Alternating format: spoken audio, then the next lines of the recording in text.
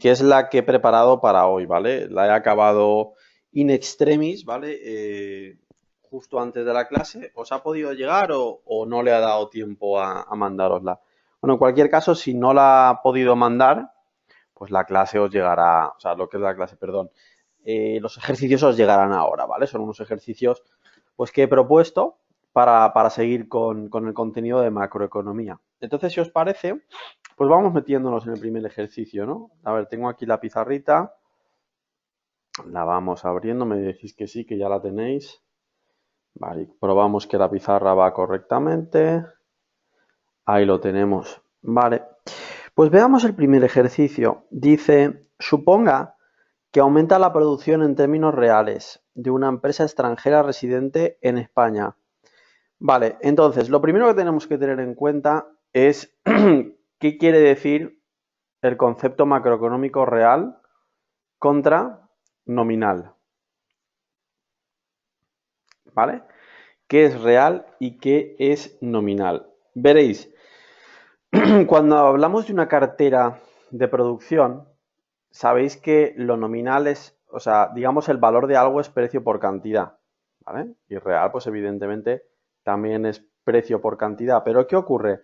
Cuando hablamos de un crecimiento nominal, quiere decir que el valor final de lo que se ha vendido ha subido. Entonces, cuando algo nominal ha subido, es porque puede haber cambiado, vale, esto sí no me gusta, me ha salido muy mal, puede haber cambiado el precio o puede haber cambiado la cantidad, ¿vale? Sin embargo, cuando lo que decimos es que algo en términos reales ha cambiado, es que sí o sí ha cambiado la cantidad. ¿Por qué? Porque esto se deja, o sea, se calcula de esta manera, es decir, para calcular el nominal y el real, en el real se congela el efecto de los precios. De hecho, la aplicación macroeconómica más habitual que vamos a ver es la del PIB nominal frente al PIB real. ¿Vale? Si nos dicen que el PIB nominal sube frente a si nos dicen que el PIB real sube, ¿qué diferencia hay? Que si el PIB nominal sube es porque ha subido la producción o porque ha subido los precios o las dos cosas. Es decir, puede haber subido una cosa y puede haber subido otra cosa. Y si me dicen que el PIB real sube, es estrictamente porque ha subido la cantidad, nunca el precio. Porque como os digo, el precio se deja congelado en el PIB real, ¿vale? Esto era muy importante que lo tengamos en cuenta, diferencia entre nominal y real, aunque la pregunta va pues más allá, ¿no? Bien, entonces, la pregunta en cuestión, ¿de qué va? Vale, vamos a ver la pregunta. Dice, supongo que aumenta la producción en términos reales de una empresa extranjera residente en España, ¿vale? Y, vale, aquí otra cosa que me habla antes de hacer el ejercicio que quiero que tengamos en cuenta es el PIB frente al PNB, ¿vale? ¿Qué es el PIB y qué es el PNB, ¿vale? Dos cosas bien distintas, lo que es el PIB y lo que es el PNB, ¿vale? Entonces, el PIB significa Producto Interior Bruto, ¿vale? Mientras que el PNB significa Producto Nacional Bruto. El Producto Interior Bruto es lo que se produce dentro de España, dentro de lo que es la región de España, es decir, producido en este territorio. ¿Qué pasa con el Producto Interior Bruto? Por ejemplo, Messi, que es argentino. ¿Messi está en el PIB? Sí. ¿Por qué? Porque está en España. Entonces, si está en España, está en el PIB, ¿vale? En cambio, ¿qué pasaría con Guardiola? Guardiola es un entrenador español que está en Inglaterra, ¿vale? ¿Qué pasa? Que en el PIB no está. ¿Por qué? Porque no está en el interior, ¿vale? Como no está en el interior, eh, pues eso, estaría fuera del PIB. ¿Correcto? Bien. ¿Y qué pasa con el PNB? ¿Vale? ¿Qué pasa con el PNB? Pues la idea sería, ¿está Messi? Bueno, antes de eso os explico qué es el PNB. El PNB, la N es nacional. Entonces, mide la producción de los nacionales, independientemente de que estén en España o que no estén en España, ¿vale? Esa es la diferencia, que tiene en cuenta simplemente si ha sido hecho por españoles. Entonces, ¿qué pasa? ¿Messi está en el PNB? No. ¿Por qué? Porque más que esté dentro de España, no es español, ¿vale? En cambio, ¿está Guardiola en el PNB? Sí. Recordamos, Guardiola es un entrenador que es español, pero está en el extranjero, pero está en el PNB, ¿vale? Porque por más que esté en el extranjero, es español, ¿vale? Veis un poco la diferencia entre PIB y PNB, ¿vale? Entonces, ¿cómo yo paso de uno a otro? Es decir, si yo, por ejemplo, digamos, tuviese el PIB y quiero pasar al PNB, o sea, ¿cómo puedo hacer de uno al otro? Pues mirad, si lo que tengo es el PNB, lo primero que tendré que hacer es, digamos, restarle a los Guardiola, lo voy a poner primero así y luego de forma más seria, ¿vale? Y luego sumarle a los Messi. Ahora le ponemos esto términos más serios, ¿vale? Porque diréis, bueno, pues todo lo Guardiola y del Messi, qué poco formal es esto, ¿no? Claro, o sea, lo que quiero decir es que al PNB, para pasar al PIB, hay que restarle, ¿qué son los Guardiola? Son nacionales en el exterior.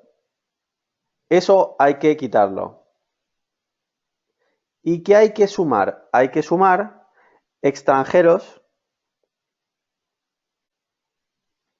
en España. ¿Veis un poco la diferencia entre PNB y PIB? ¿Sí? ¿Se le da mucha importancia a la diferencia entre PNB y PIB? Os podéis preguntar. Es decir, ¿hay mucha diferencia entre una cosa y otra? Vamos a ver. En un país como España, lo normal es que el PIB y el PNB vengan a estar más o menos equilibrados. Pero podría pasar que un país tuviera, imaginaros, mucho más PIB que PNB. ¿Podría pasar? Sí. Por eso es importante la diferenciación. ¿Y si tenemos un país, ¿vale? Que recibe mucha inversión extranjera?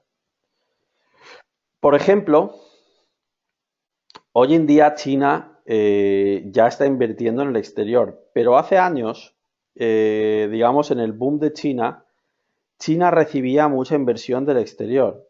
Entonces, toda esa inversión del exterior que recibía podía estar provocando que su PIB fuera mayor que su PNB. Por tanto, sí que es posible que suceda esto que estamos comentando, es decir, que el PIB sea mayor que el PNB, ¿vale? Y que pueda haber una gran diferencia. Y también podría haber un país que su PNB fuera mayor que su PIB. Y os pongo un ejemplo bastante importante. En la revolución industrial,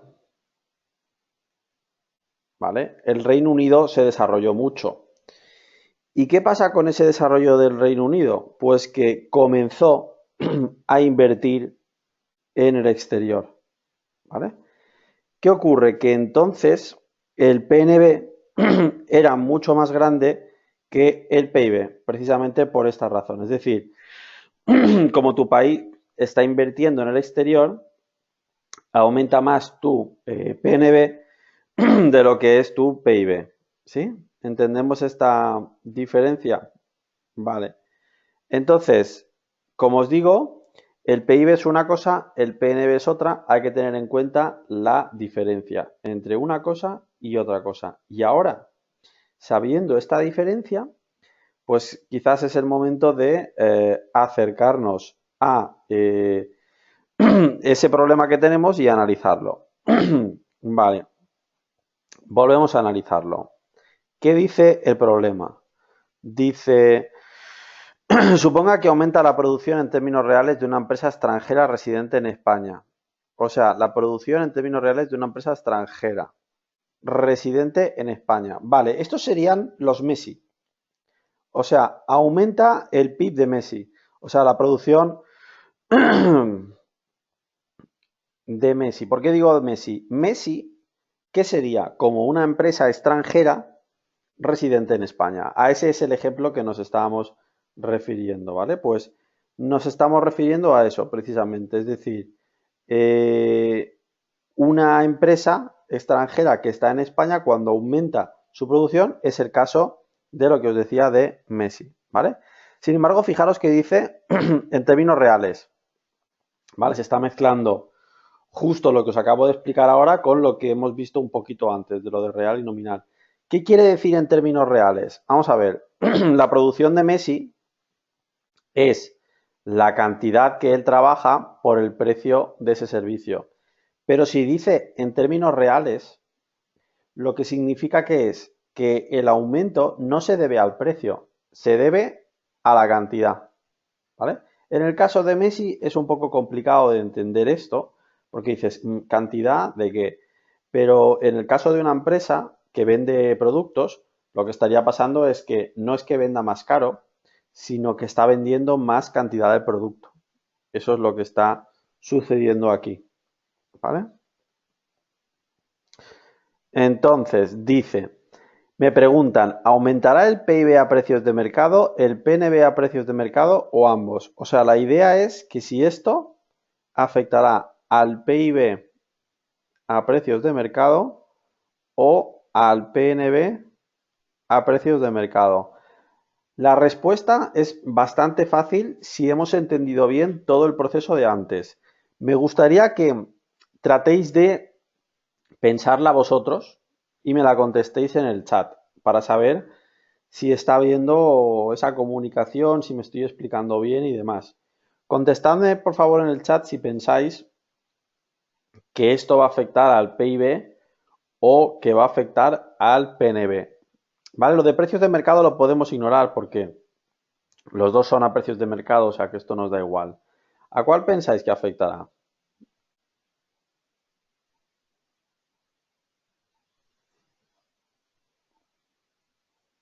Venga, va, ponérmelo en el chat, chicos. Correcto. Me están diciendo por ahí, ¿vale? Afectará al PIB. Es totalmente cierto, ¿vale? Es decir, la producción de una empresa extranjera, ¿vale? La producción de una empresa extranjera que está en España afecta al PIB, pero no afecta al PNB, porque el PNB tiene que ver tiene que ver con el nacional y la empresa extranjera no es nacional, ¿vale? Y yo os pregunto, ¿a qué PNB afectará? Porque al español no. A este no afecta. Pero ¿qué pasa? Sí que afecta a un PNB y será al PNB del país del que es la empresa. Por ejemplo, si hablamos de Messi, afectará al PNB de Argentina, pero no al español. ¿Vale? ¿Entendemos esta idea? Vale, entonces pasamos de página y pregunta resuelta, ¿vale? Hemos entendido lo que es nacional, lo que es interior, ¿vale? Lo que es precios de mercado y términos reales, aunque en este caso la pregunta, el de precios de mercado y reales, era un poco para liar porque no hacía nada, ¿no? El ejercicio 2 dice, suponga que el crecimiento anual del deflactor del PIB pasa del 3 al 4%. Vale. Entonces hay que saber lo que es el deflactor. deflactor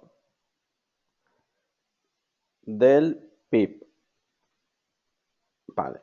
¿Qué es esto del deflactor del PIB? Un momento que cierre una cosa.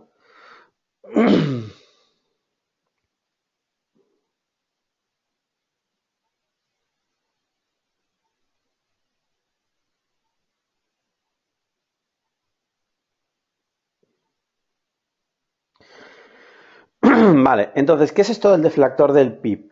Es el PIB nominal entre el PIB real.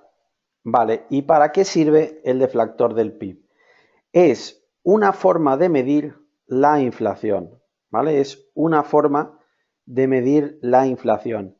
¿Es la correcta? No, ¿vale? La forma correcta de medir la inflación es el IPC, que me parece que a muchos de vosotros sí. Ya os di una clase de, por ejemplo, cómo se calculaba el IPC. Bueno, el deflactor ni es la forma correcta de medir la inflación, ni tampoco nos va a dar lo mismo que nos va a dar el IPC, ¿vale? Pero a falta de IPC nos puede servir para medir la inflación. ¿Cuál es la diferencia fundamental que existe entre el deflactor y el IPC? ¿Vale? Bueno, pues la diferencia es que en el IPC se deja constante la cesta de bienes que se está consumiendo, ¿no? Pues en el deflactor no. Es decir, el deflactor se hace con el PIB del año en el que estás. De tal forma que en verdad no se está dejando para nada constante eso, ¿vale? Simplemente es con los bienes que se consumen en cada año, ¿vale? No está nada constante eso, ¿vale? Entonces, esto es el deflactor del PIB, ¿vale? Si, por ejemplo, esto me diera, bueno, y se lo multiplica, por ejemplo, por 100, si esto me da, imaginaros, 115, la lectura sería que hay un 15% de inflación, ¿vale? Así es como se interpreta el deflactor del PIB. Lo que sobrepasa de 100, ¿vale? Lo que sobrepasa de 100 es inflación que estamos teniendo, ¿vale? Y, hombre, aunque no es lo mismo que el IPC, sí que es frecuente que nos dé más o menos similar, ¿vale? Nos dé, o sea, si hay inflación, lo normal sería que aumente el deflactor y que aumente el IPC. Vale, lo normal sería que el aumento se vea en las dos cosas, pero bueno, hay que ser conscientes de que no es la misma fórmula y que por tanto, pues bueno, podría no darse el caso, ¿vale? Tenemos que estar preparados para que no se dé el caso, es una posibilidad. Vale, perfecto. Entonces ya tenemos claro también lo que es el deflactor del PIB. Vale. Y me dicen que el deflactor pasa del 3 al 4%. Vale, o sea, deflactor era un 3, ¿vale? Y de ahí pasa al 4%. Vale, a ver qué más me dice con esto. Me dice, la producción de bienes y servicios permanece constante. O sea, al decirme que la producción de bienes y servicios permanece constante, ¿qué me están diciendo? El PIB, o sea, el deflactor este, es PIB nominal, que es precios por cantidades, partido PIB real, que es, digamos, precios por cantidades, pero digamos que las cantidades, los precios se dejan congelados, porque es nominal, ¿no? Entonces, ¿qué ocurre? Que si las cantidades están constantes, realmente este y este se van. Y entonces realmente lo único que estamos hablando es de lo que han variado los precios. Es decir, directamente la variación que haya podido haber es única y exclusivamente de precios. ¿Vale? Entonces, si la variación que ha habido es de precios, este 4% es un incremento de los precios, ¿vale? Sabemos que lo que está pasando es que están subiendo los precios, no las cantidades. Vale, a ver qué más me dice. ¿Cómo afectará el incremento de precios al PIB nominal y al PIB real? Vale, buena pregunta. Me dice que cómo incrementará esto, cómo afectará al PIB nominal y al PIB real. Hay uno de los dos que no va a variar, ¿vale? Uno de los dos no va a variar. ¿Cuál? El PIB real. ¿Por qué? Porque como estamos diciendo, esto tiene que ver con precios y cantidades y solamente están variando los precios. Por tanto, como solamente están variando los precios, el PIB real, que precisamente lo que hace es dejar congelados los precios, no va a tener variación alguna. ¿Vale? ¿Entendemos esta idea? Sí, vale. Entonces, ¿qué pasa con el PIB nominal? ¿Variará? Sí. ¿Por qué? Porque el PIB nominal es precios por cantidades. Entonces, si estamos diciendo que van a variar los precios, pues entonces va a variar el PIB nominal exactamente en esa proporción. ¿Vale? ¿Entendemos esta pregunta? Fácil, ¿no? Como veis, esta pregunta consiste en saber identificar claramente lo que es PIB real y lo que es PIB nominal, ¿vale? Es muy importante sobre la macroeconomía que tengáis comprensión, ¿vale? ¿Por qué es tan importante que tengáis comprensión? ¿Y si me pusieran un texto y yo tengo que comentarlo? ¿Vale? La macroeconomía va a estar en todos sitios, o sea, casi siempre, yo si tuviera que comentar un texto, puede haber, o sea, puedo tener macroeconomía, ¿no? Pero es muy importante con la macroeconomía ya no solo que sepamos hacer ejercicios y despejar números y este tipo de cosas, sino que sepamos interpretar las cuestiones, ¿vale? Y esto de PIB nominal y real, al igual que lo que es el deflactor, pues es precisamente una parte muy importante de todo esto, ¿vale, chicos? Entonces pasamos de página y vamos viendo más ejercicios. Vale. Entonces, ¿qué nos dice el siguiente ejercicio? Vale, el siguiente ejercicio tenemos una tabla muy extensa con muchos datos. Entonces, lo que yo os he escrito aquí es que vamos a hacer muchos, pero no todos. Es decir, evidentemente no podemos hacer todos los datos de la tabla, ¿vale? Yo lo que quiero es que sepáis hacer los ejercicios, cómo se hacen, pero si sabemos hacerlo para un año, pues lo sabemos hacer para 20 años. No necesitamos hacerlo para todo, ¿vale? Porque vamos a tardar muchísimo. Vale, entonces, ¿qué me dice? A partir de los siguientes datos, tenemos ahí un montón de datos. Bien. ¿Y qué cositas tenemos? Dice, calcule y represente gráficamente las tasas de crecimiento anual del PIB a precios de mercado. Vale, más que saber hacer este ejercicio, lo que es muy importante es que sepáis hacer una tasa de crecimiento para sea lo que sea, ¿vale? Porque una tasa de crecimiento siempre es la misma. Entonces, si yo sé hacer una tasa de crecimiento, ya me va a dar igual que me lo pidas de esto, que me lo pidas de lo otro, etcétera, etcétera. Porque al final es exactamente lo mismo, ¿vale? Es exactamente el mismo ejercicio, ¿vale? Entonces, ¿cómo se hace una tasa de crecimiento? Es valor nuevo menos valor viejo partido por valor viejo y por 100, ¿vale? Si el valor nuevo es el de este año y el valor viejo es el del año pasado, entonces esa tasa de crecimiento digamos que sería interanual, porque es de un año al año siguiente, ¿vale? Si yo lo hiciera, pues, por ejemplo, de mes a mes, pues tendríamos de un mes a otro mes, ¿sí? Si yo lo hiciera, pues, por ejemplo, que el valor nuevo, imaginaros que es del año 2000 y el valor viejo es de 1995, entonces hay que tener en cuenta que la variación que yo saco no es la variación anual, es la variación que se ha dado en total en esos años, ¿vale?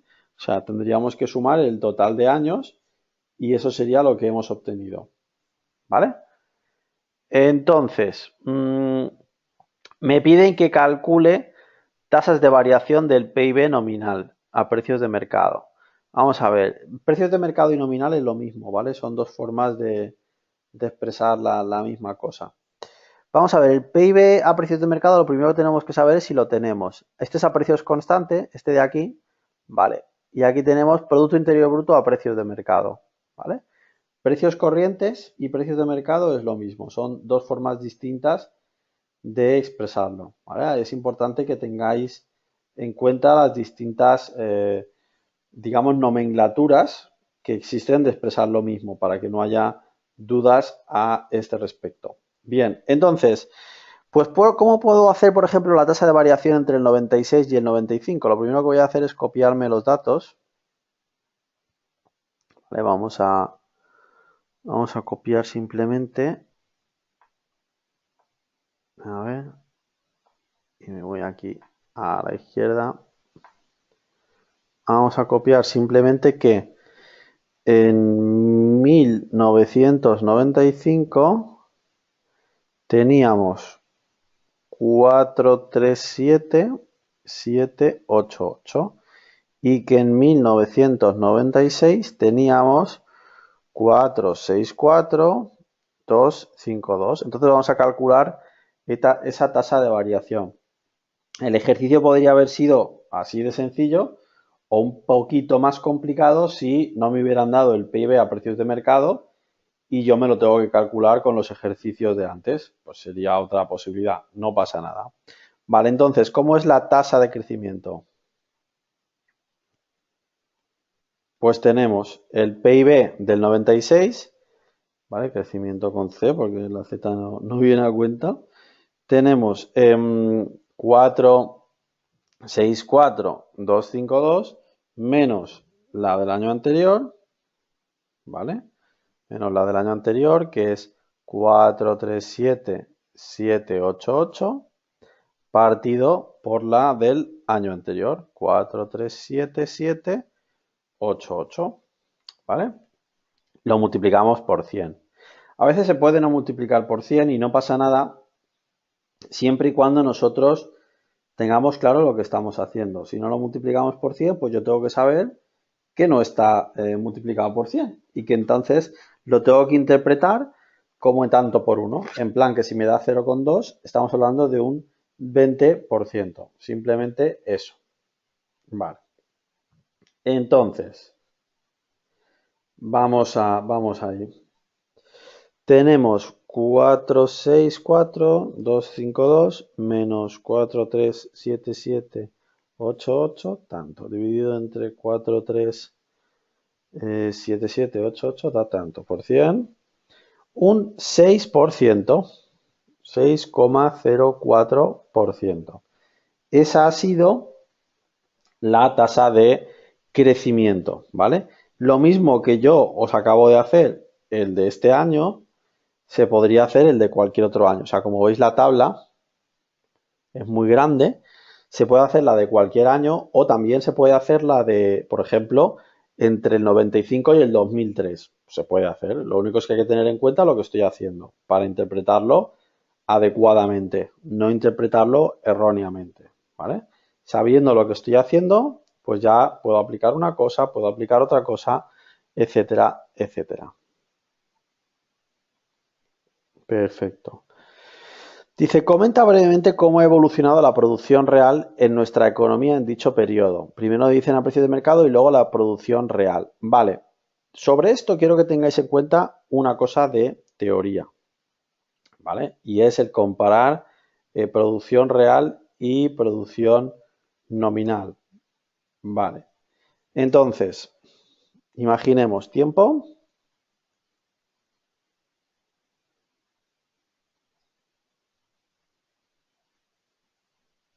Y PIB. ¿Qué pasaría si tenemos PIB nominal y PIB real? ¿Sabéis lo que muestra este gráfico que os acabo de hacer? Se puede resumir en una sola palabra. Este gráfico muestra una tremenda inflación, ¿vale? cuando me muestran un gráfico en el que tenemos el PIB nominal y el PIB real, es importante analizar si podemos tener una inflación muy severa. De hecho, en el cuadro anterior, me parece que la única forma que podríamos tener de calcular la inflación sería con el deflactor del PIB, porque fijaros que yo no tengo el IPC. Si te pones a buscar en lo que es la tabla, que yo ya lo he hecho antes, no está el IPC.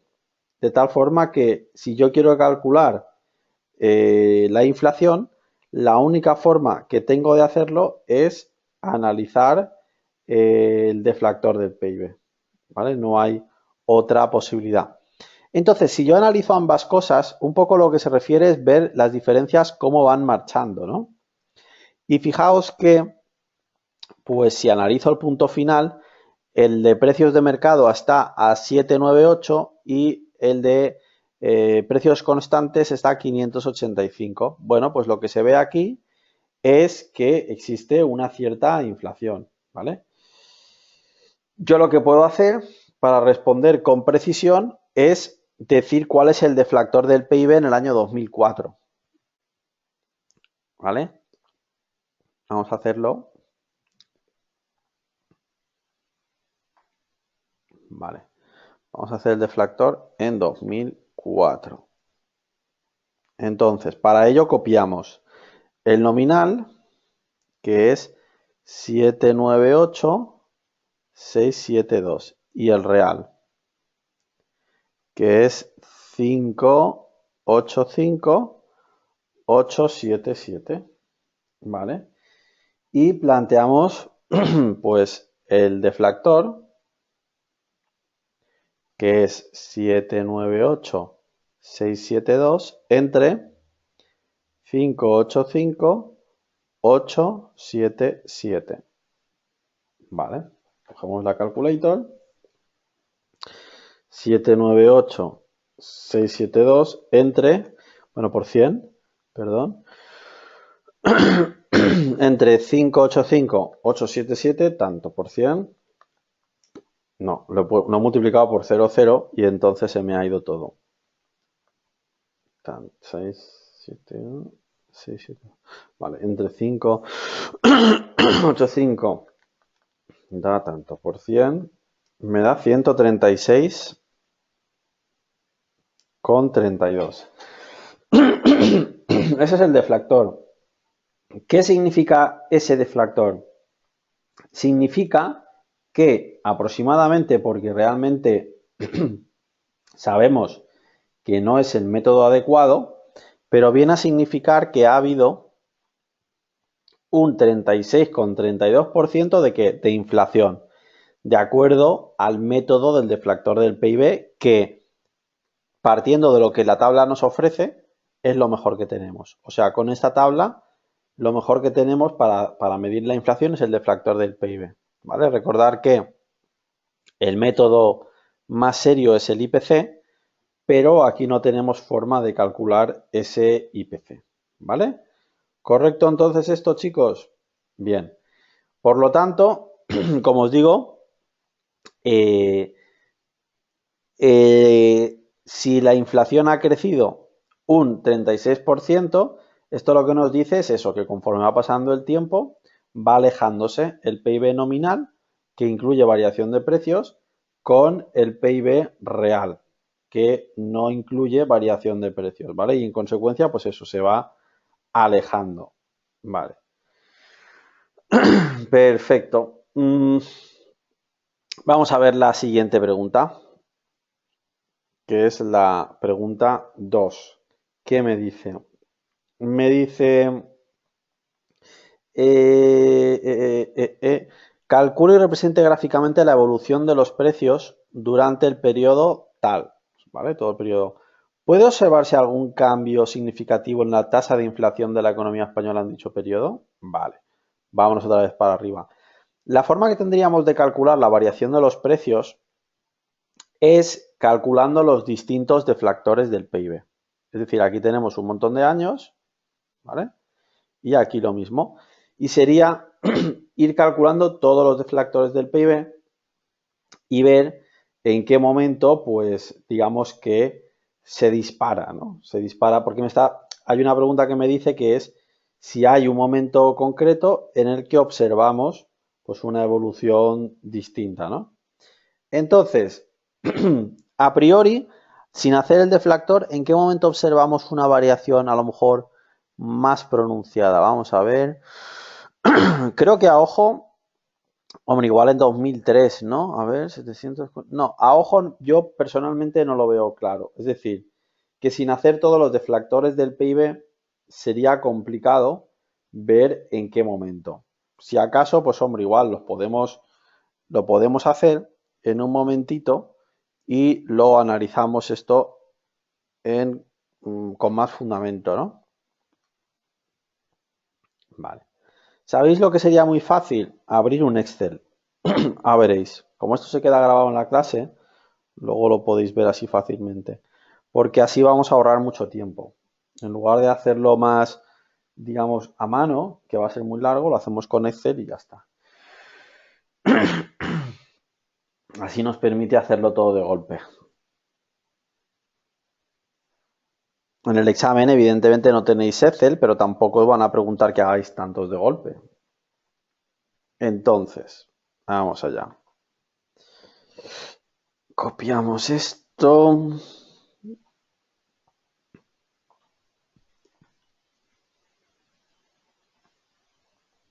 Me lo traigo aquí.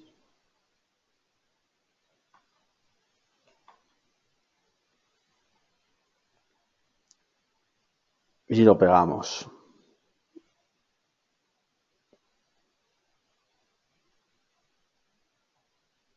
Vale, el problema es...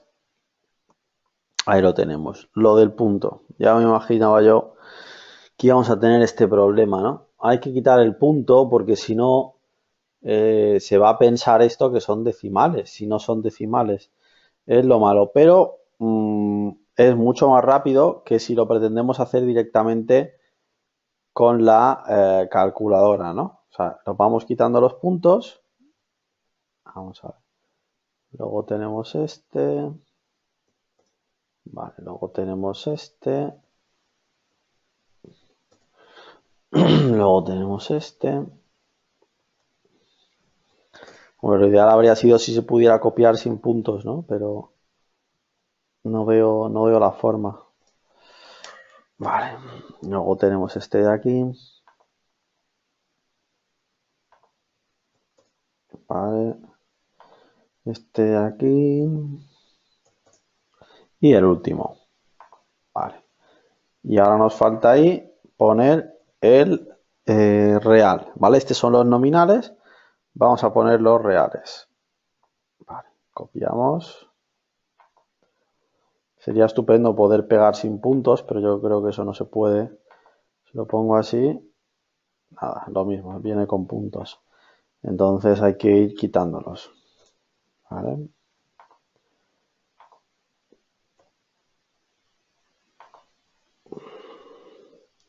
Esto de los puntos es porque yo tengo el Excel, creo que en inglés.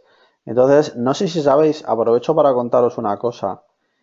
Y es que en la coma y el punto en español y en anglosajón no significa lo mismo. Resulta ser que en español un decimal oficialmente se pone con una coma y en inglés un decimal se pone oficialmente con un punto. Y en consecuencia pasa lo contrario con el separador de miles. El separador de miles en español se pone con un punto y en inglés se pone con una coma. Y esa tontería trae muchos problemas. Vale, este es el real. A ver, el real. Entonces vamos a calcular los deflactores. ¿Vale? Yo voy a escribir la fórmula una vez y luego el Excel se va a encargar de hacérmelo. El deflactor, ¿qué es? Hemos dicho el nominal partido por el real. Y hay que multiplicar por 100. Entonces el primero me da 100, estiramos para el lado y se me hacen todos. ¿Vale? Aquí tenemos la evolución del deflactor del PIB, que yo creo que no se aprecia ningún salto digamos, espectacular, concreto, centrado en un momento del tiempo, sino que todo lo contrario. Podéis ver que el deflactor del PIB pues oscila alrededor de pues 3, 5, 7, pero parece ser que más o menos siempre la proporción es la misma, ¿vale? Como hemos dicho, esto es una forma no muy seria de medir la inflación, pero no es muy seria, pero cuando no tienes la seria es la mejor, ¿vale? Es decir, a falta de tener de tener el IPC, pues esto se convierte en la mejor cosa que tenemos para medir la inflación, ¿vale? Perfecto.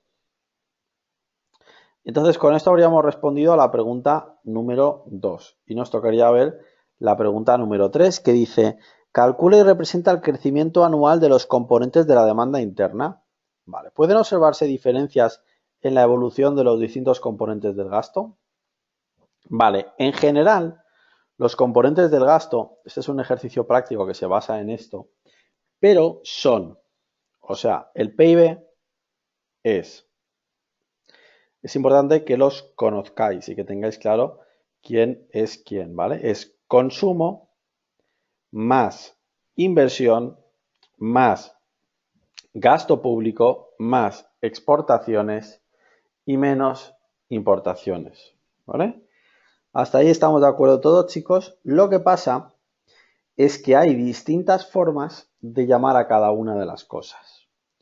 Y un poco lo que yo quiero también en este punto es que veamos las distintas formas que hay, pues, de llamarles para que también sepamos en cada momento de qué me están hablando. Por ejemplo, el consumo de las familias también muchas veces se le llama consumo privado, ¿vale?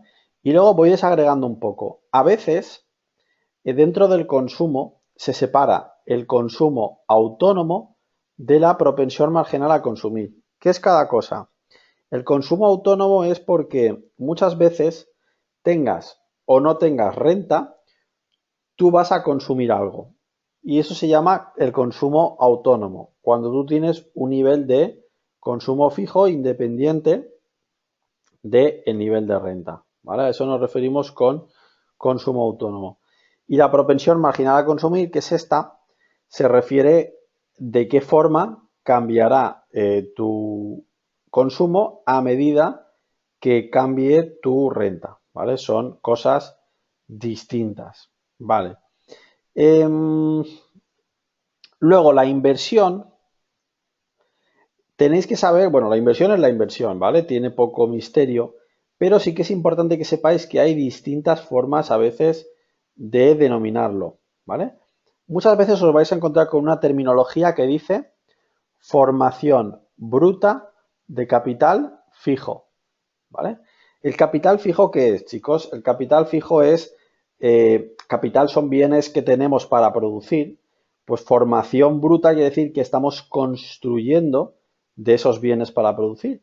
Entonces, formación bruta de capital fijo se refiere a incremento de la cantidad que tenemos, ¿vale? A eso nos referimos, ¿vale? Otra forma de referirse a esta inversión, y también es inversión, se llama la variación de existencias.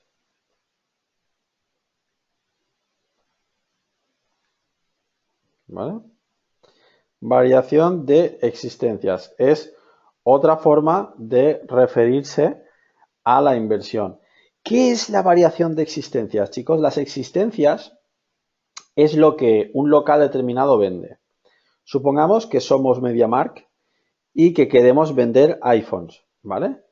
¿Qué pasa? Que si de repente en un año en cuestión se acaba el ejercicio y me han sobrado muchos iPhones para seguir vendiendo en el futuro, esa es la variación de existencias.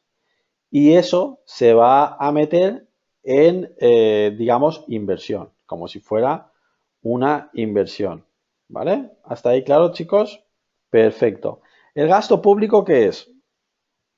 Pues esto evidentemente son lo que el sector público está invirtiendo, ¿vale? Y lo que el sector público invierte es uno de los componentes del PIB.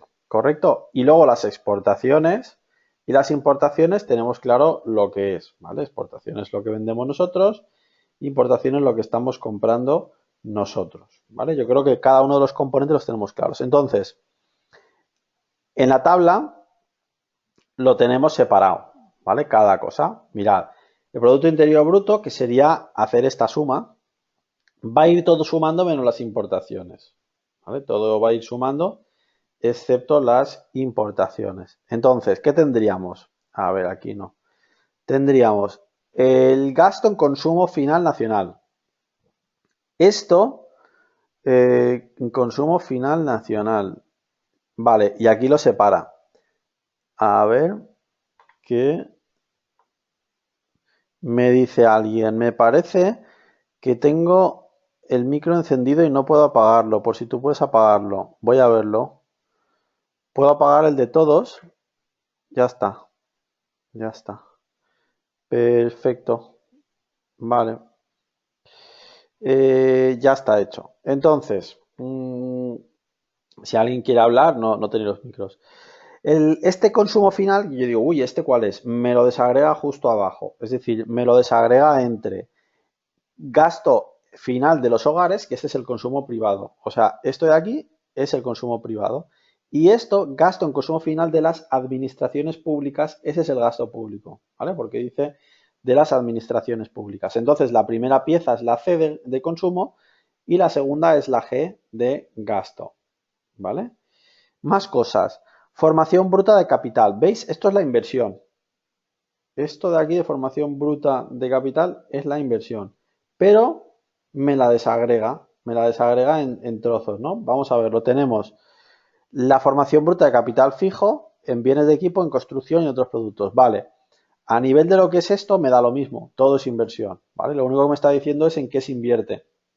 Pero a la hora de sacar lo que es el PIB, me da igual. Todo es exactamente lo mismo. Vale, variación de existencias también es inversión. ¿Veis lo que os decía?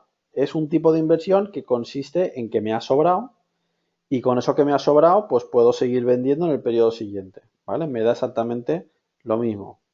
Vale. Entonces, ¿qué más cosas tenemos? Vale, y luego, muy claro y sin duda, exportaciones e importaciones, que ahí no tenemos, digamos, margen de duda. ¿Vale? Así pues, ya entendemos todos los términos y lo que me está pidiendo que hagamos es que analicemos la variación, es decir, sería hacer una tasa de variación término por término en cada momento del tiempo. ¿Vale? Esto no es tan importante porque al final lo que es el cálculo de la tasa de variación vosotros ya lo sabéis hacer. De lo único que estamos hablando es de aplicarlo a cada uno de estos términos. Y como hemos dicho, tasa de variación es valor nuevo menos valor viejo partido por valor viejo y por 100, ¿vale? Eso es la tasa de variación y como sabéis, pues no hay gran misterio, ¿no? Es sencillito de calcular. Vale. Entonces, eso claro. Calcule. El 5. Calcula la aportación de la demanda externa al crecimiento de la población real española. Vale. El 5 me lo podrían decir como me lo dicen o cualquier cosa, ¿vale? En general, lo importante es que si me preguntan la aportación de algo, ¿cómo yo sé la aportación de algo al PIB? ¿Cómo se calcula? ¿Vale?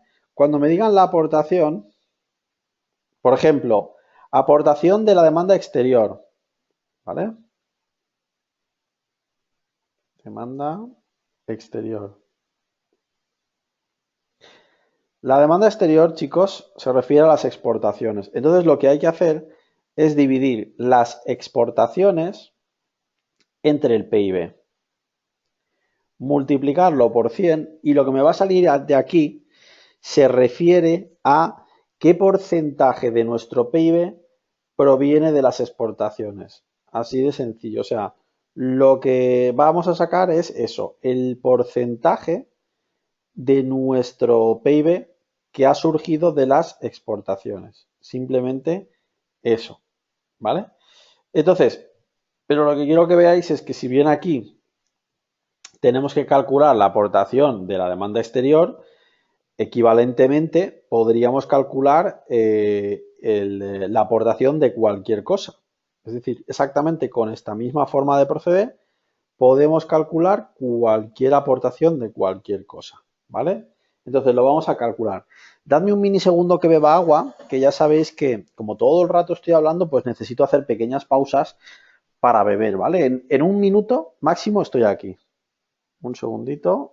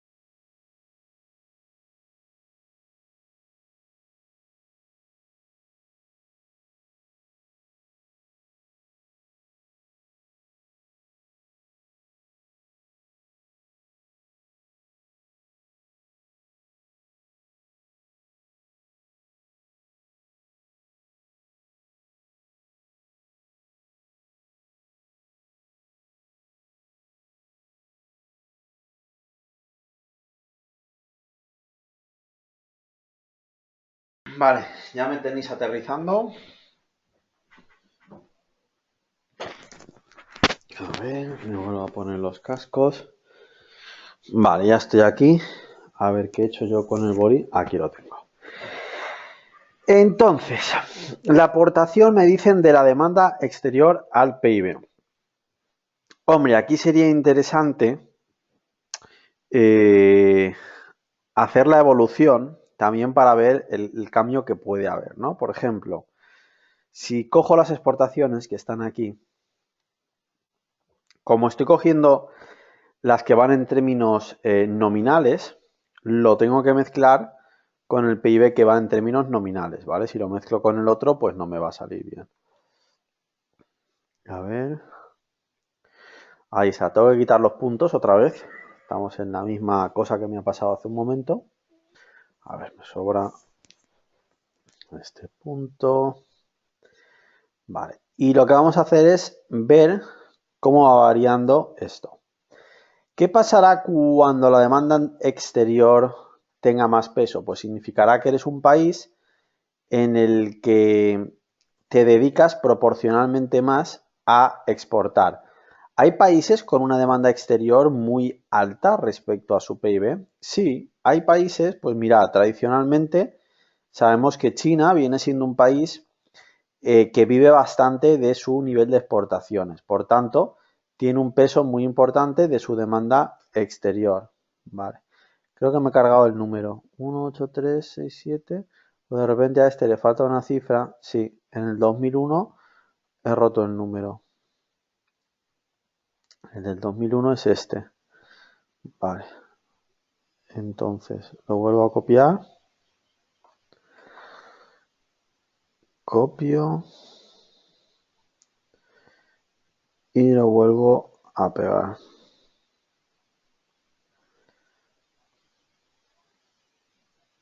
No se ha hecho. A ver. Y pegamos. No lo entiendo. Si este no es el número. A ver, copio.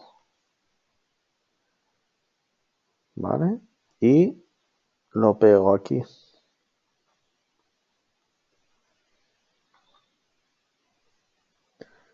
Vale, ahora. Entonces quitamos esto. Me quedan 3 decimales por quitar. Quitamos este. Quitamos este. Y quitamos el último. Bien, entonces aquí lo que tenemos, lo que vamos a calcular es el peso de la demanda exterior. Como os he dicho, el peso de la demanda exterior lo calculamos haciendo exportaciones entre el PIB, ¿vale? Es decir, hacemos las exportaciones, que es este de aquí, entre el PIB que corresponde, que no es el real sino el nominal. ¿Por qué? Porque he cogido porque he cogido las exportaciones en términos nominales y multiplicamos por 100. Por 100. Vale. Y ahora estiramos para la derecha. Vale. Importante, chicos, importante. Escuchad esto porque esto no lo puedo escribir. Nunca confundáis el peso de las exportaciones con una cosa que se llama el coeficiente de apertura, porque además, o sea, además no, a lo mejor os suena lo que es el coeficiente de apertura. El coeficiente de apertura es exportaciones más importaciones partido por PIB. Es otra cosa distinta, ¿vale? Entonces, ¿aquí qué vemos? Vemos un aumento del peso de la demanda exterior hasta el año 2000. Lo voy a poner en color amarillo. Pero luego observamos un retroceso de la demanda exterior a partir del año 2001, ¿vale? En macroeconomía es súper importante que sepáis interpretar las cosas, chicos. ¿Y qué cosa tenéis que saber interpretar cuando veis una cosa así? Hay que saber hacer una lectura correcta de lo que está pasando, ¿vale? ¿Cuál podría ser una lectura incorrecta? A ver, una lectura incorrecta podría ser decir que debido a la fuerza que están ganando las exportaciones, digamos a partir del año 2001, las exportaciones pierden fuerza dentro de la demanda interior. A ver, sí, pero lo que quiero que tengáis en cuenta es que si empieza a disminuir puede deberse a dos cosas. Una, a que disminuyen las exportaciones, o otra, a que, digamos, el aumento del PIB es proporcionalmente mayor que el aumento de las exportaciones. Es decir, puede bajar el peso de las exportaciones porque el PIB aumente mucho y las exportaciones solo un poco, ¿vale? Es decir, yo no puedo decir aquí que estén disminuyendo las exportaciones, de hecho es que están aumentando, ¿no? Como veis, sino que lo que pasa es que el aumento del PIB pues es proporcionalmente mayor, ¿vale? Lo que quiero que veáis es cómo se hace el peso de las exportaciones, pero también quiero que veáis que de la misma forma yo podría haber calculado cualquier otro peso, el peso del consumo privado, el peso de, como os digo, de cualquier cosa sin ningún tipo de problema, con la misma fórmula se podría haber calculado, ¿vale? Perfecto. Vamos a seguir. Dice, calcule y representa gráficamente el crecimiento del PIB y del empleo. Comente brevemente qué relación se observa entre ambas variables macroeconómicas. Vale, os explico. Lo normal, vamos a ver, imaginar que tenemos esto. Tiempo. Y yo tengo el PIB. Y hace esto. ¿Vale? ¿Qué pasa con, por ejemplo, esta situación? digamos que sería como buena, es decir, el empleo estaría creciendo, digamos, proporcionalmente a lo que es el PIB. ¿Y si pasase esto?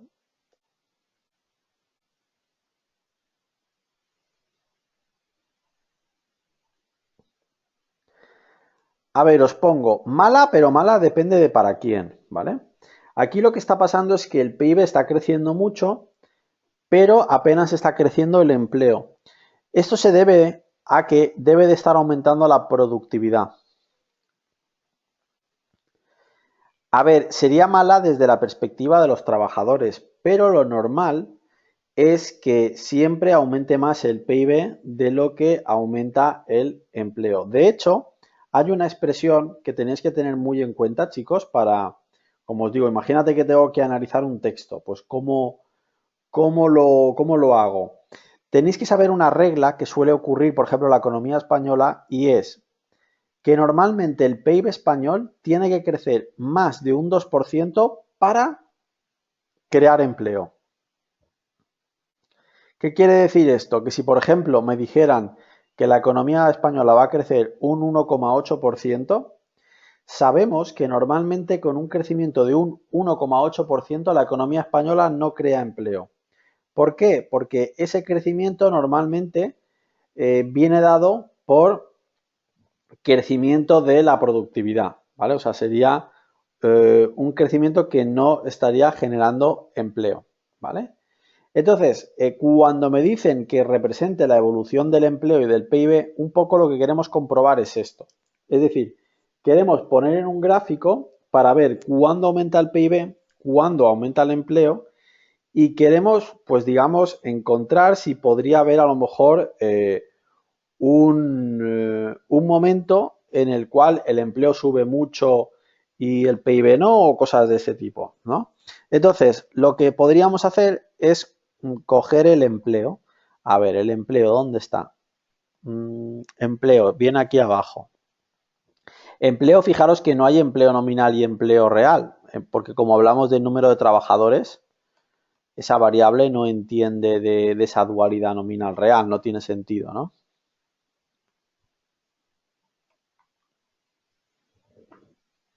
¿Por qué lo estoy haciendo con Excel, chicos?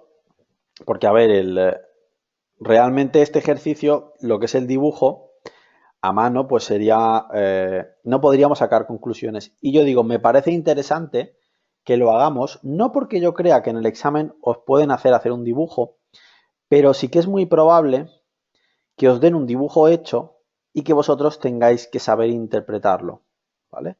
Eso sería muy probable. Tened en cuenta ese tipo de ejercicio. Es decir, podría pasar en macroeconomía que me dan una tabla, me dan un dibujo, me dan un texto y yo tengo que tener herramientas para saber interpretar todo esto, ¿vale? Entonces un poco con eso es lo que estoy intentando jugar, que sepáis interpretar un resultado, ¿vale? Entonces ahora lo que queremos ver es una comparación entre la evolución que está teniendo en un periodo determinado el empleo y el PIB.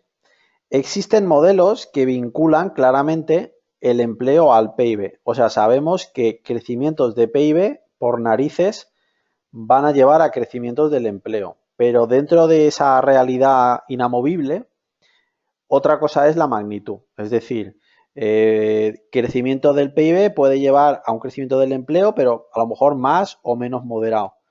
Y eso es lo que queremos, pues, adentrarnos a calcular para conocer un poco frente a lo que estamos, ¿no? Vale, ya lo tengo. Vale, lo primero que tenemos que tener en cuenta es que evidentemente no va a dar lo mismo si lo hago con el nominal que si lo hago con el real. Voy a hacerlo con el real y lo voy a copiar aquí abajo para que de cara a hacer el gráfico sea un poco más fácil, ¿vale?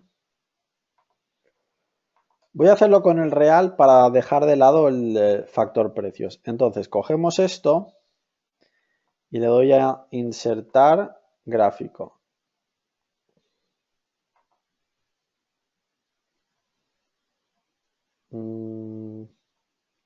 Claro, el problema es que veis que cuando hago el gráfico sale una cosa horrible y esto se debe a que está comparando números de magnitudes muy distintas.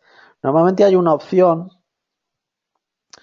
que es para hacer que cada uno vaya con un eje distinto, ¿no? Aquí, fijaos que, claro, son magnitudes tan distintas que apenas se ve. De todas formas, sí parece verse cuando lo amplías que digamos que el PIB va en crecimiento mientras que el empleo parece bastante estable, ¿no? No sé si al mirar los datos podemos observar esa misma relación. A ver que aparte el gráfico que nos está estorbando, lo quito directamente. A ver, el empleo, sí, o sea, vamos a ver, el PIB real, otra cosa que podríamos hacer para salir de dudas es hacer esto. Vamos a hacer una cosita muy sencilla. En lugar del gráfico, vamos a hacer desde el principio al final, que estamos hablando desde el año 1995 al 2004, ¿vale? Desde 1995 hasta el 2004 vamos a hacer esto. La tasa de variación del PIB real y la tasa de variación del PIB, perdón, del PIB, del empleo. Y de esta forma vamos a conocer eso que os estoy comentando, es decir, cuánto ha aumentado el PIB, cuánto ha aumentado. Vale, pues ¿cuáles los datos que necesito? Con el PIB real, valor viejo es 58.585.877, 855.877, que es valor nuevo, menos el valor viejo, que es 437788. 437788.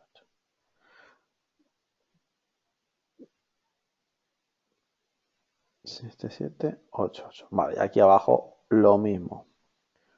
437788. Y esto por 100. Y aquí vamos a hacer lo mismo con el empleo. El valor último que es...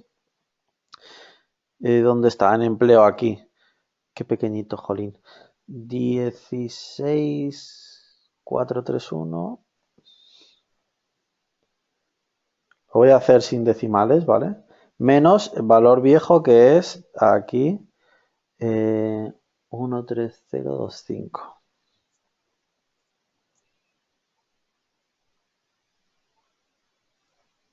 Vale, y aquí abajo el mismo. Y por 100.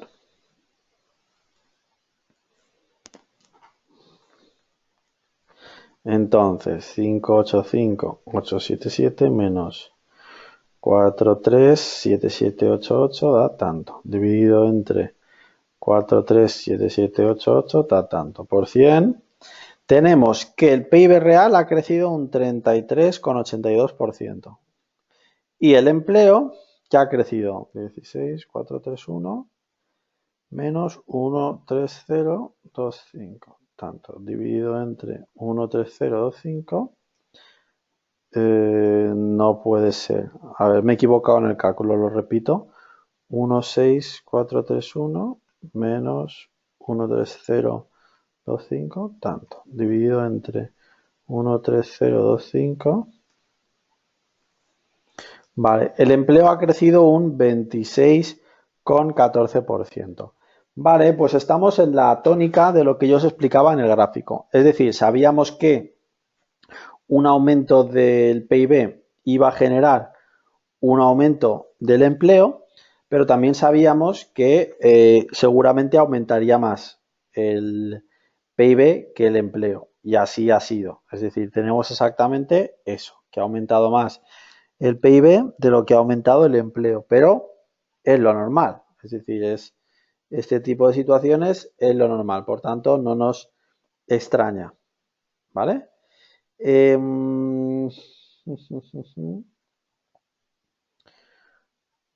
Vale, entonces este ya lo tenemos hecho. Podemos pasar al ejercicio 4, que ya es un cambio radical de chip. ¿Vale? Aquí lo que hemos estado viendo es analizar tablas y un poco las posibles cosas que nos vamos a encontrar en las tablas, ¿no? Para saber interpretar variaciones y demás.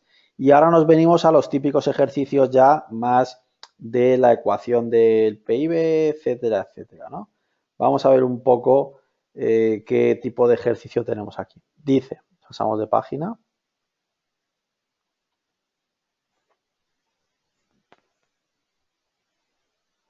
Vale. Me dice, considere los siguientes datos económicos extraídos de la contabilidad nacional. Vale, pues lo que voy a hacer es copiarlos. Vale, voy a ponerlos aquí en pequeñito. Vale, ponemos esto a ver así. Esto aquí arriba. Ups, el rayajo. Vale. Vamos a copiar eso y vamos a hacer las cosas que me pide. ¿Qué tenemos? Tenemos que la renta me dice que es 1.200. Vale. Que la renta disponible me dice que son 1.000. Que el consumo son 800. Que las transferencias son 80.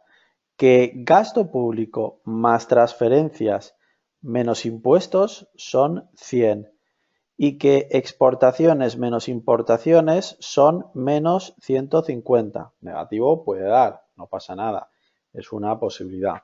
Bien, ¿y qué me pregunta? Deduzca los valores de impuestos, gasto público, inversión y ahorro privado. O sea, me están preguntando, voy a apuntármelo aquí también, me están preguntando una serie de cosas que son los impuestos, que me los dan en ecuaciones, pero no me los dan, digamos, despejados, ¿vale? No me los dan sueltos.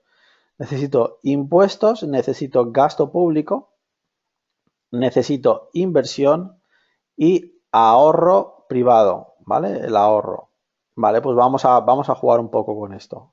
A ver de qué forma sacamos todo esto, ¿vale? A ver de qué forma podemos sacar esta diferencia. Vale, vamos a ver por dónde le metemos mano a esta cosa para poder sacar las variables que necesitamos. La renta disponible, ¿vale? Es la renta menos impuestos más transferencias, ¿vale? Entonces, yo puedo sustituir ahora esto por cada cosa. La renta disponible son 1.000, ¿vale? La renta normal son 1.200. Los impuestos lo tengo que sacar y las transferencias son 80. Entonces ya aquí fácilmente yo puedo despejar los impuestos, ¿vale?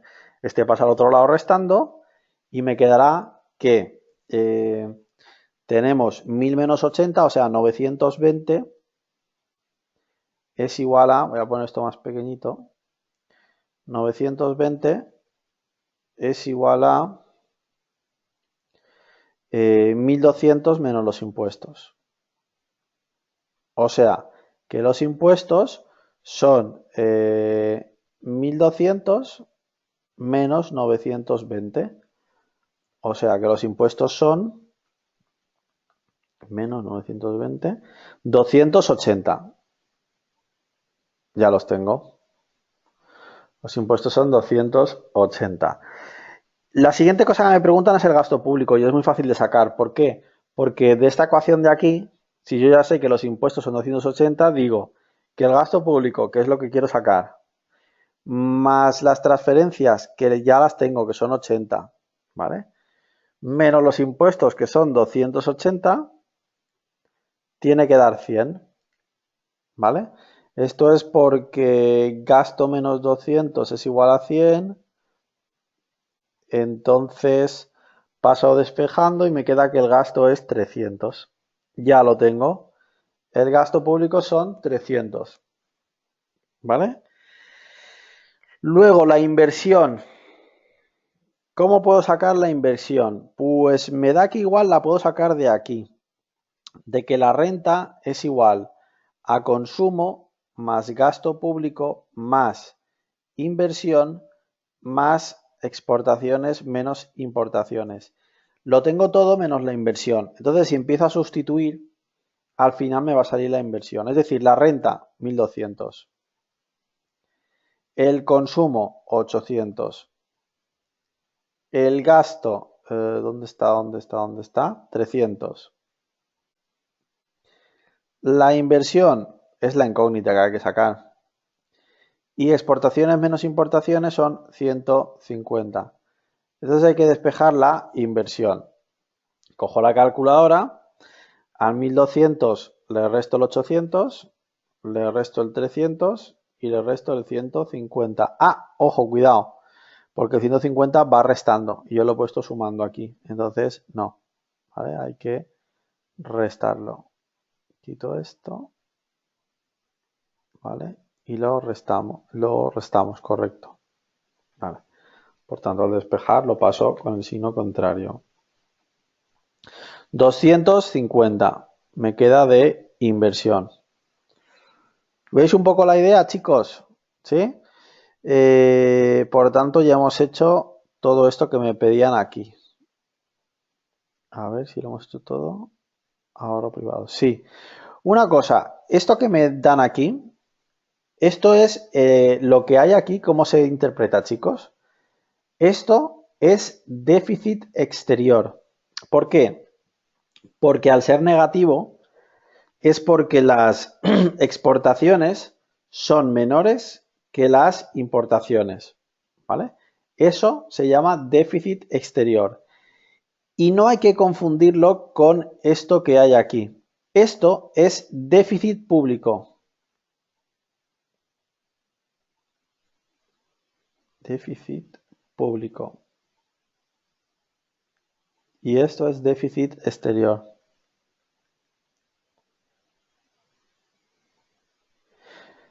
Esto es muy importante porque los medios de comunicación han hecho que cada vez sea más habitual que se hable de el déficit, así, a palo seco, ¿vale? Sin más, sin especificar. Normalmente cuando los medios de comunicación hablan del déficit, se están refiriendo al déficit público. ¿Por qué pasa esto? Pues porque se ha convertido en un problema importante en muchos países. Entonces, realmente, pues no especifican, ¿vale? Pero es importante que sepamos que está el déficit público y déficit exterior. El déficit público es la diferencia entre lo que el gobierno gasta y lo que el gobierno ingresa. Entonces, yo, para saber que tengo déficit público, lo que tengo que ver es que lo primero que tengo son los gastos del gobierno, el gasto público y los impuestos. Perdón, el gasto público y las transferencias. Y que luego tengo lo que recauda, que son los impuestos. Entonces, que esto sea positivo quiere decir que lo que es positivo es la diferencia entre lo que se gasta y se ingresa. Por tanto, es déficit público, ¿vale? En cambio, aquí tenemos exportaciones menos importaciones. Que esto sea negativo quiere decir también déficit porque quiere decir que se importa más de lo que se exporta, ¿vale? O sea, digamos que los dos tienen como un signo contrario, sin embargo, en ambos casos significa déficit. ¿Por qué? Por eso, porque hay que saber lo que significa en cada caso el concepto déficit, ¿vale? Perfecto. Pues esto ya lo tendríamos. Vamos a ver el siguiente apartado. ¿Qué tenemos? El B. Dice, interprete los resultados. Uy, se me ha ido. Interprete los resultados a partir de la identidad entre el ahorro y la inversión. Vale, aquí hay otra cosa muy importante. Os voy a dar un poco de teoría, ¿vale? Un poco de teoría. Una cosa muy importante es que sepáis esto. En un país, ¿vale? El ahorro, que se compone de público y privado, ¿vale? Todo junto, el ahorro puede ser o no igual a la inversión. ¿Qué pasa si en un país el ahorro total, ¿vale? O sea, el público más el ahorro privado. ¿Qué pasa si el ahorro público más privado supera a la inversión? ¿Quién me lo sabría decir? Pues si el ahorro total supera a la inversión, debe de ser que este país está invirtiendo en otros lugares. Es decir, ese ahorro no puede haber desaparecido. Entonces, si el ahorro total supera la inversión, es porque mi país debe estar invirtiendo en otros lugares. Y de ahí la explicación de que pueda suceder tal cosa, ¿vale? ¿Y qué ocurre si, esto nos ha pasado a España muchas veces, que el ahorro total es menor que la inversión. Eso es porque mi país debe de estar financiado por el exterior. Es decir, si todo mi ahorro es menor que la inversión, debe de ser que otros países están financiando a mi país, ¿vale? Estamos siendo receptores de inversión y de ahí que no cuadre, ¿vale? ¿Veis un poco la idea? Vale. Entonces, esto ya lo tenemos. Faltaría, si acaso, eh, ver en este caso concreto, lo que está pasando con el ahorro y lo que está pasando con la inversión. Vale, vamos a ver. En este caso, la inversión son 250. Tenemos, ¿vale? Vamos a ponerlo aquí en fino y en otro color. La inversión en este ejercicio son 250. El ahorro público es este que hemos sacado aquí, pero ojo, porque hay déficit, ¿eh? Eso quiere decir que es menos 100. Claro, y yo no tengo el ahorro privado. Entonces el ahorro privado hay que sacarlo, ¿vale? No tengo el ahorro privado, así que es algo que tengo que sacar. ¿Cómo saco el ahorro privado? ¿Vale?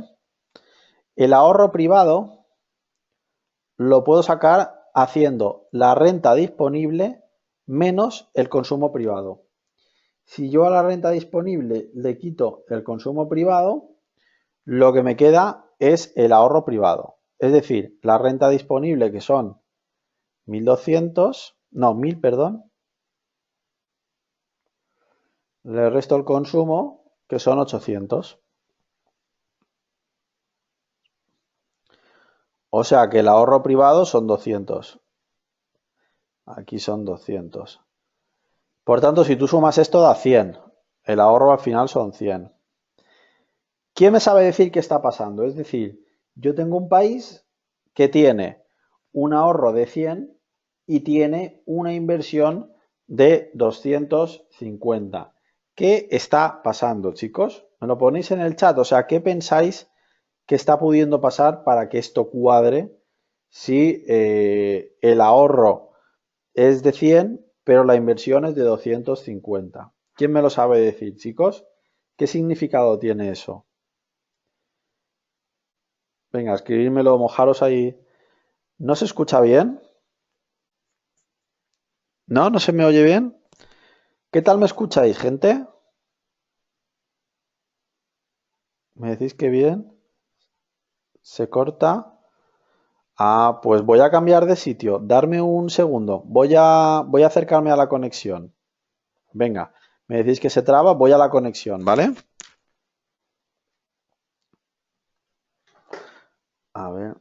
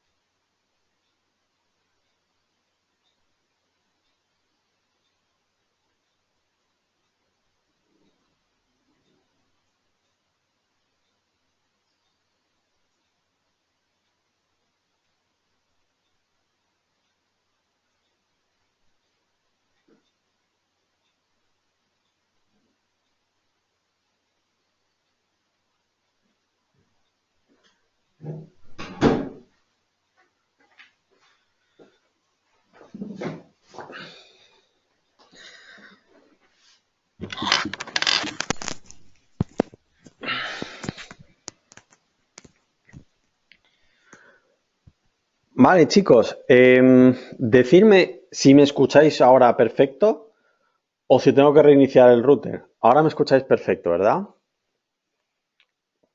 Vale, perfecto, ya me imaginaba yo. Vale, pues os había preguntado antes que a qué se debía el que no cuadrase el ahorro con la inversión. Eso se debe claramente a un motivo y es que el exterior debe de estar invirtiendo en nuestro país. Es decir, si mi país invierte más de lo que ha ahorrado, es porque otros países han tenido que poner ese dinero, tal y como me dices tú, Jonery. Es decir, es pues efectivamente eso. Otro país ha venido y ha invertido porque nosotros hemos ahorrado, pero no lo suficiente como para hacer esa fortuna, ¿no? Vale, pues seguimos entonces con el siguiente ejercicio. ¿Qué me dice el siguiente ejercicio? El 5. Explique la diferencia entre variable flujo y variable stock. Vale.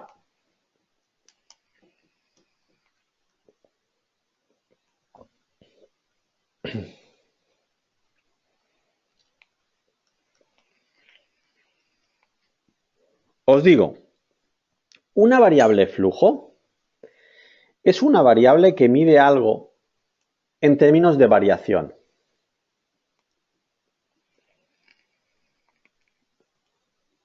Y una variable stock es una variable que mide un acumulado. Esa es la gran diferencia. Una mide la acumulación de algo y la otra la variación que está viendo. Ejemplos. El ahorro es una variable flujo. En cambio, la tenencia de capital, es decir, por ejemplo, lo que tú has ahorrado este año es una variable flujo, pero lo que tú tienes en el banco es una variable stock. Porque lo que tengo en el banco es lo que tenía más el ahorro de este año. Y luego ya puedo tener un ahorro negativo o un ahorro positivo. ¿Vale? Pero es una variable stock. En la economía hay variaciones flujo y hay variaciones stock. Por ejemplo, la tasa de variación del PIB es una variable flujo, ¿vale? El gasto público es una variable stock, ¿vale? Todo ese tipo de cuestiones, o sea, si se refiere a lo que algo ha variado, es una variable flujo, y si se refiere a la acumulación de algo, es una variable stock. Vale. Más cositas.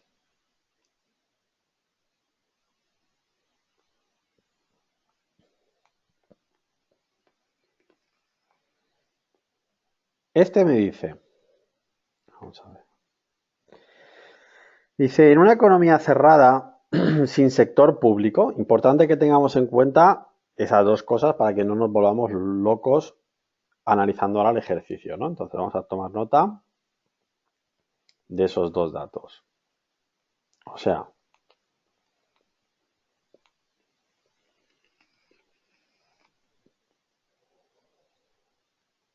cerrada y sin público.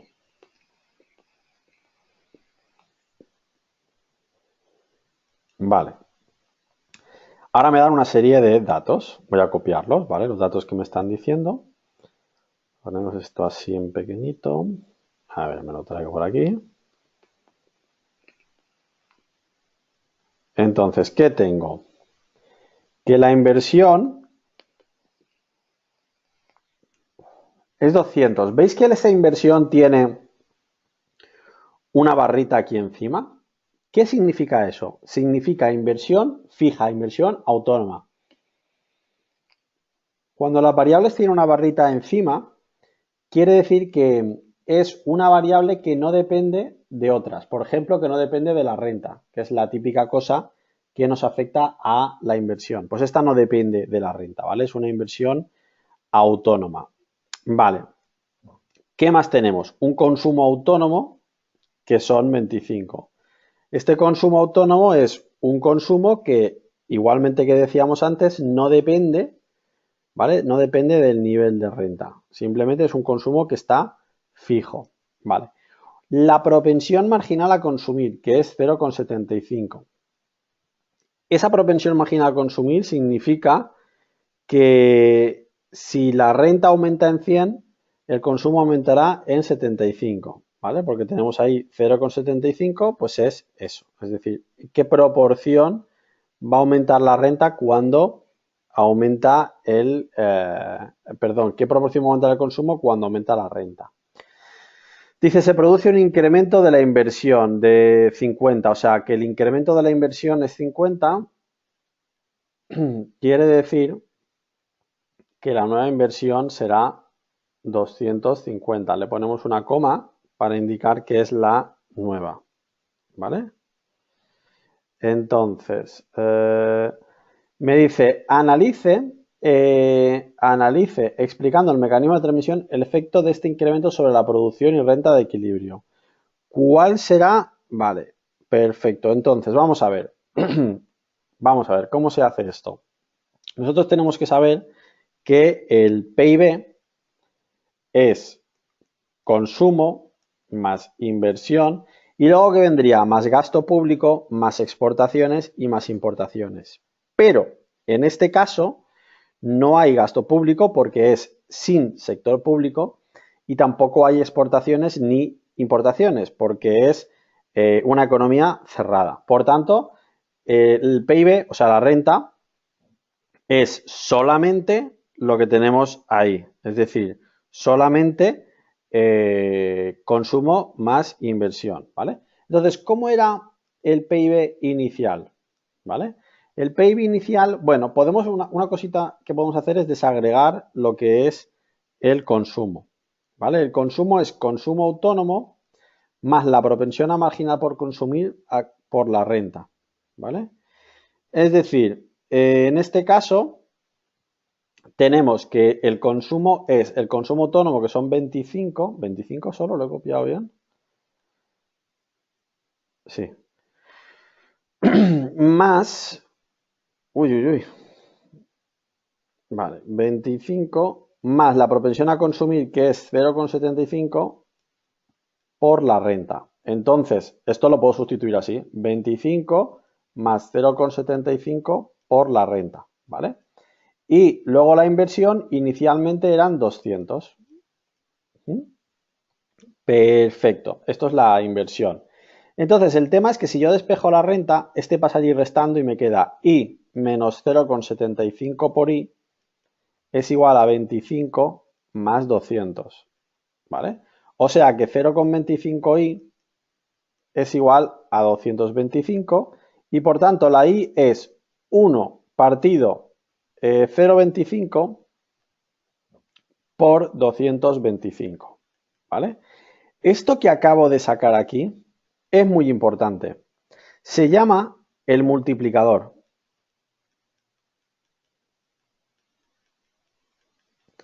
Que en su versión más sencilla, en la que no hay impuestos ni nada, aunque vosotros ahí veis 1 partido 0,25, os digo que se podría haber sacado directamente de una forma. Y es que esto es 1 partido 1 menos la propensión marginal a consumir. Que si lo hacéis, como la propensión marginal a consumir es 0,75, veréis que os da exactamente lo que nos acaba de salir ahora, ¿vale?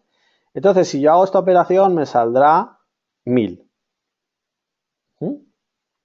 ¿De qué va la pregunta? O sea, ¿cuál es la esencia de lo que me están preguntando? Os lo digo, la esencia de lo que me están preguntando es que me acaban de decir que ahora la inversión va a aumentar y en lugar de ser 200 será 250, ¿no? Entonces, ¿cuál es el típico error? El típico error es pensar que como la renta eran 1000, ahora serán 1000 más los 50, 1050. No. Por eso hay una cosa que se llama multiplicador.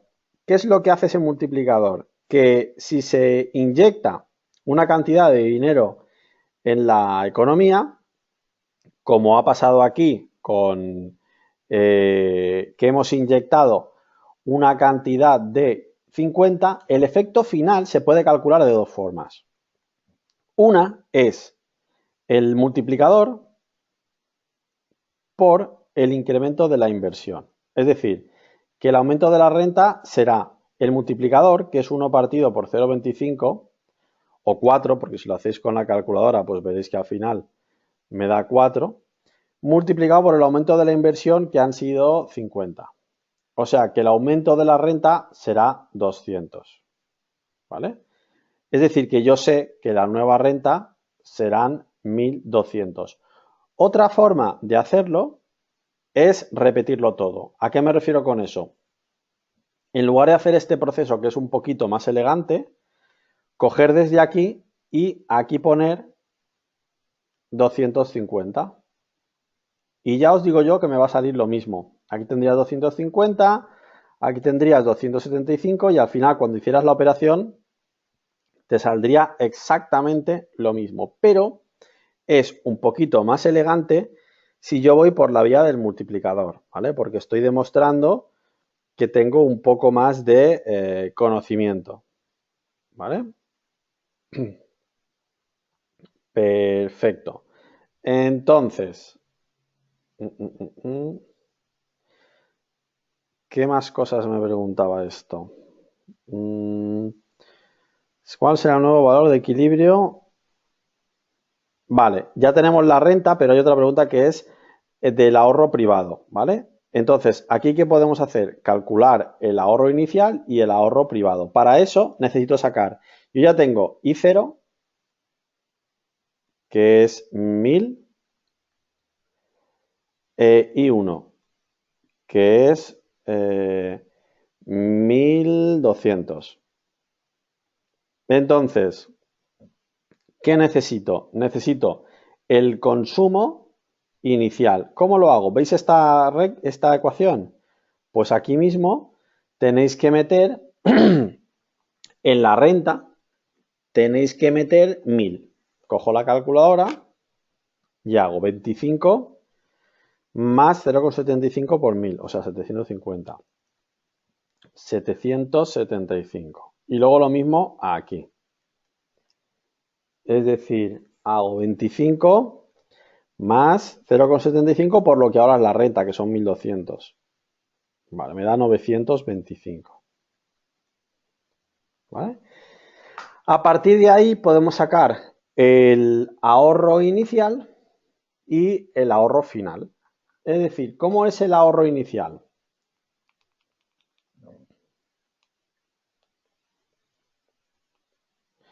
Me dicen, no se ve lo que estoy haciendo en la pizarra. No sé si es una cosa general o solo de Evelyn. Apago y enciendo la pizarra. ¿Vale? Ya lo veis, ¿no? A ver, no, todavía no.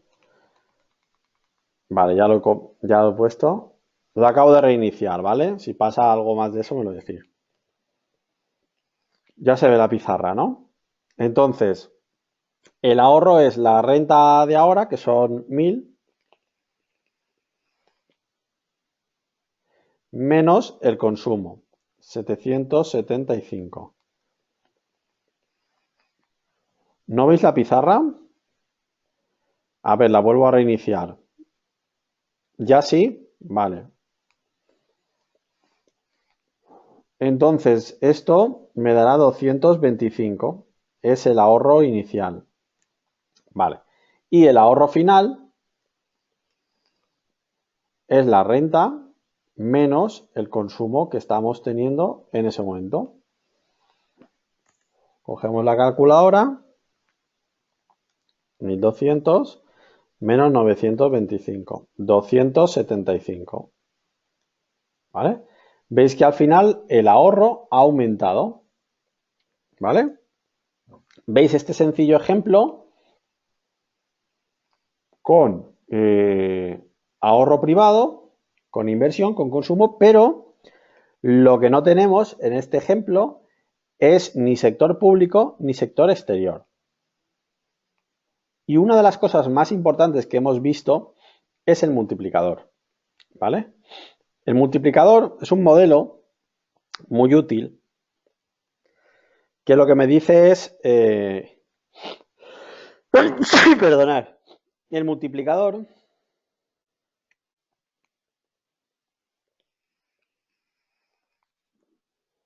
que se suele expresar en su versión más sencilla como 1 partido 1 menos c, donde c es la propensión marginal a consumir. Digo en su versión más sencilla porque luego van a ir apareciendo piezas, ¿vale? Van a ir apareciendo que si impuestos, etcétera, etcétera.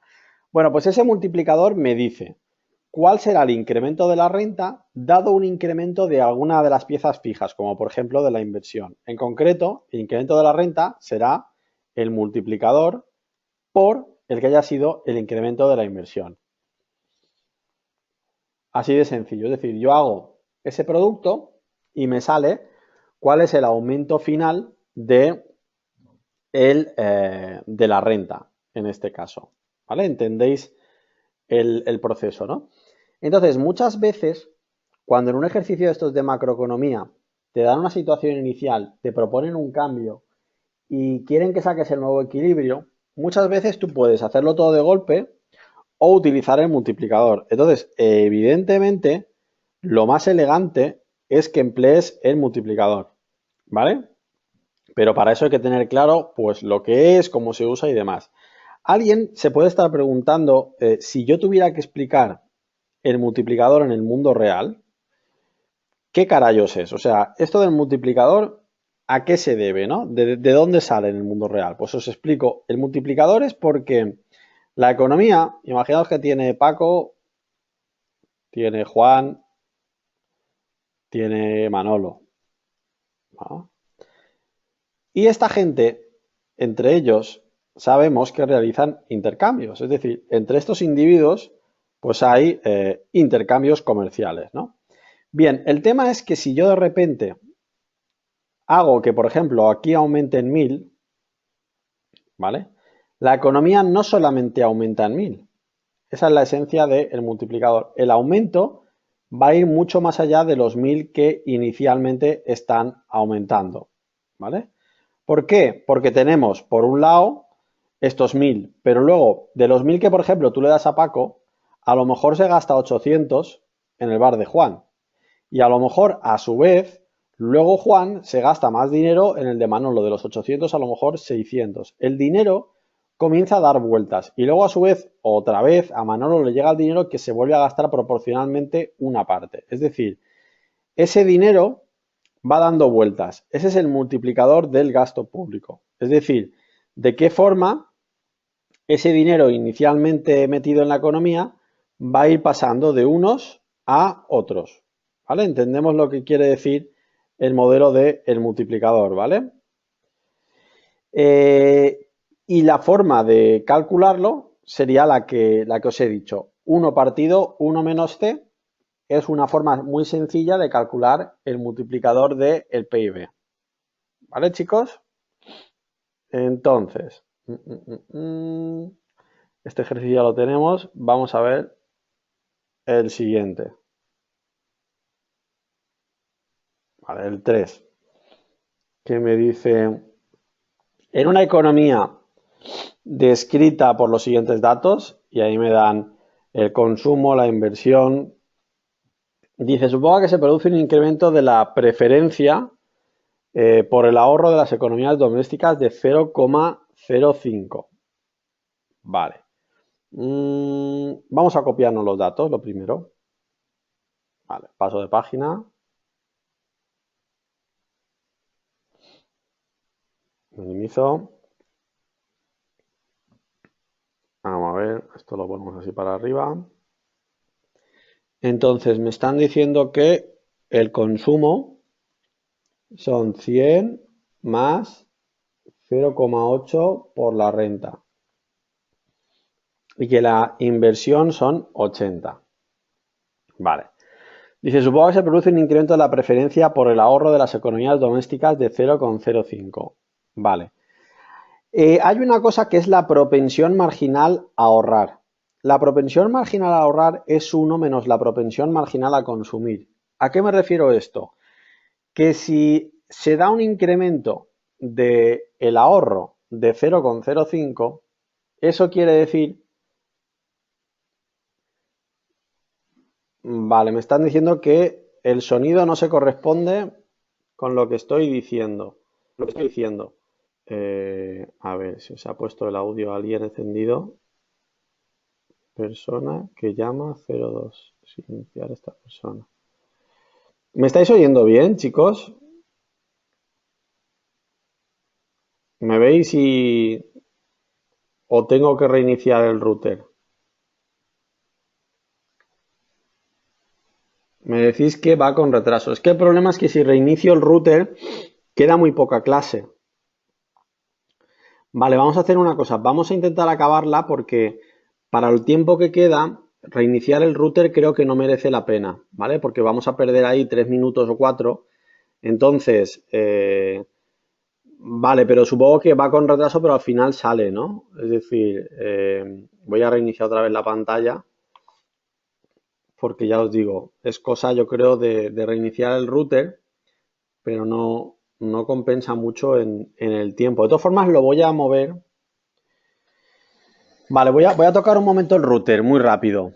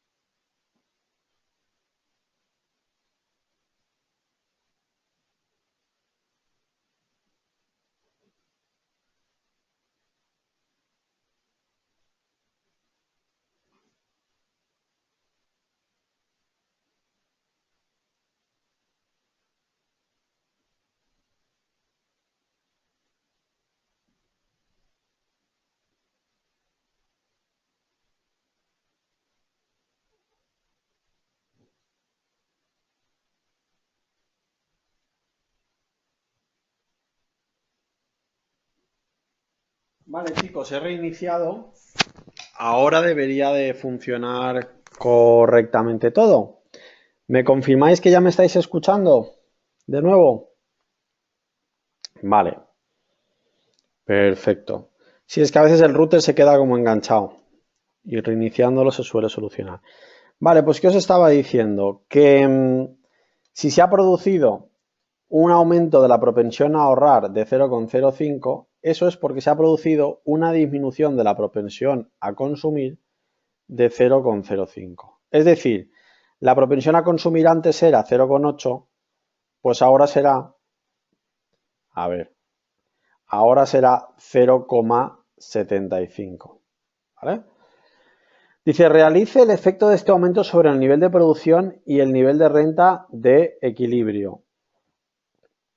Asimismo, compare la respuesta. Vale, porque, a ver, vale, pues vamos a verlo. Vamos a verlo. A ver, la inicial, ¿cuál sería? La renta inicial sería el consumo, que son 100, más 0,8 por la renta más la inversión, que eran 80. Entonces este pasa a ir restando y me queda 0,2i es igual a 180. Entonces la renta es 1 partido por 0,2, que es nuestro amigo el multiplicador, por 180. Cogemos la calculadora y lo hacemos.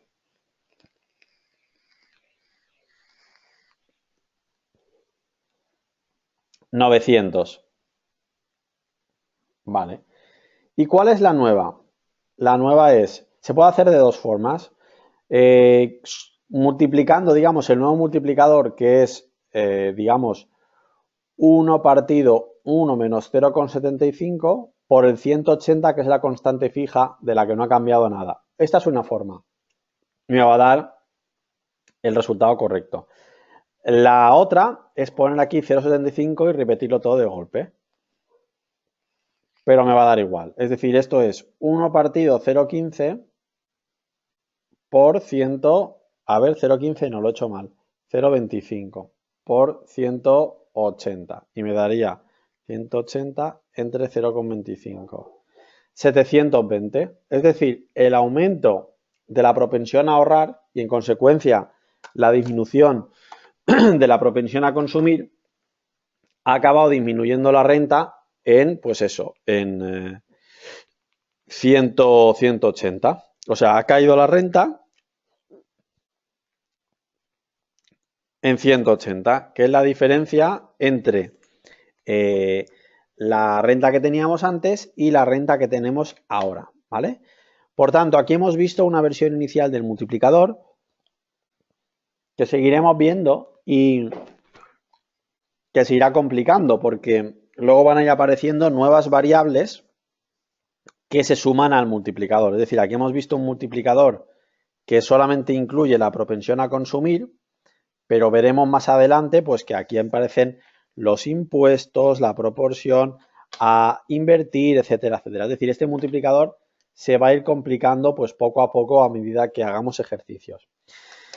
Venga, si os parece, lo vamos a dejar aquí porque yo tengo que dar otra clase justo a continuación, ¿vale? Y bueno, nos vamos viendo, vamos hablando, ¿vale? Y estamos en contacto. Y la semana que viene, más chicos. Que paséis un excelente sábado. Hasta la próxima.